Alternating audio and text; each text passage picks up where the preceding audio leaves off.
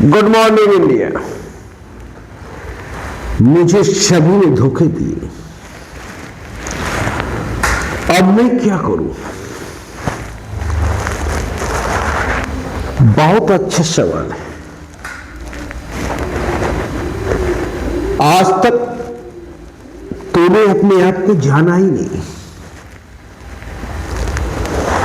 इसलिए धोखे का शिकार हुए। तुम ना आते वक्त किसी के साथ थे, न जाते वक्त किसी के साथ हो गए। तो ये बीच का समय में सफर तूने कैसे साथ होके जिया? मनुष्य जब इस पृथ्वी पे आता है तब भी अकेले आता है, और मनुष्य जब इस पृथ्वी से जाता है तो भी अकेले जाता है, और मरने के बाद विवेचना भी होता है तो भी अकेले होता है। शास्त्री जी ईमानदार व्यक्ति थे, इसमें ना तो शास्त्री जी की पत्नी कहीं दिखती है और ना शास्त्री जी के पिताजी दिखते हैं, और ना शास्त्री जी के बच्चे दिखते हैं। मतलब जब प्रशंसा होगी या विवेचना होगी मरने के बाद भी, तो अकेले होगा। तब तूने बीच में साथ कैसे ले लिया किसी का? ये तो होना ही था। आज नहीं होता तो कल होता, पर यह होना तो तय था, क्योंकि सच्चाई बहुत कड़वी होती है, और ये सच्चाई है, यह हकीकत है कि इस दुनिया में आप अकेले हो। ना आपका कोई भाई है, ना आपका कोई दोस्त है, ना पत्नी है, ना बहन है, ना माता पिताजी है। इस दुनिया में आप अकेले हो। अगर ये सोच के जी रहे हो तब किसी से कोई दिक्कत ना होगी और ना शिकायत होगी। जैसे ही तेरे मन में ये ख्याल आएगा कि ये मेरी पत्नी है, ये मेरे भाई है, ये पिताजी है, ये बहन है, वैसे ही दिक्कत होना चालू हो जाएगा। ये दुनिया की परम सच्चाई है।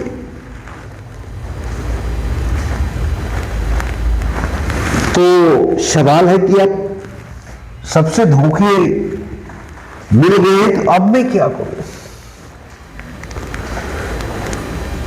अब तुम वही करो जो काम तुलसीदास ने किया। आज मैं आपको एक ऐसी कहानी सुनाता हूं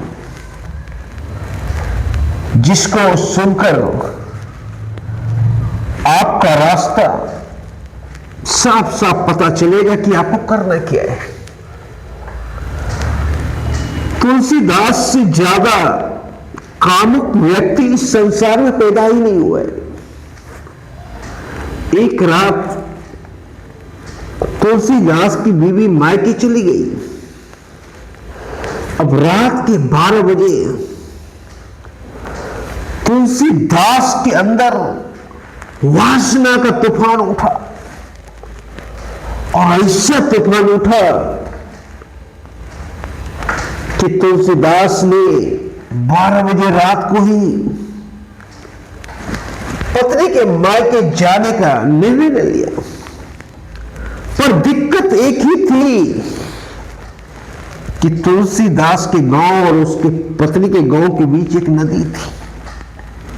अब रात के 12 बजे कोई नाविक मिलेगा तब तो। फिर भी तुलसीदास ने निर्णय किया कि चलो कोई नाविक हो, पर वहां जब गया तो सुनसान था। रात के 12 बजे कौन नाविक मिलेगा? पर तुलसीदास को जाना था, इसीलिए उनकी इच्छा प्रबल हो रही थी।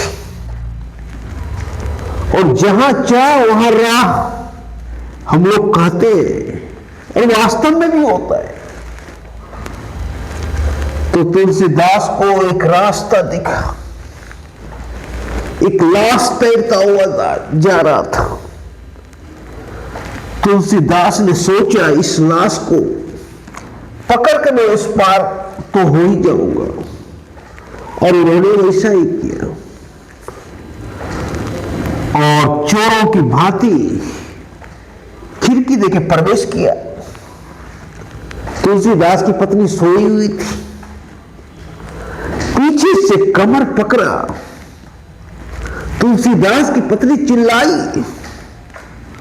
तुलसीदास किसी तरह पत्नी का मुंह बंद किया, और जब उनकी पत्नी पीछे घुर के देखी तो पत्नी आपाक रह गई। और पत्नी बोली, प्रभु जितना आप मुझे चाहते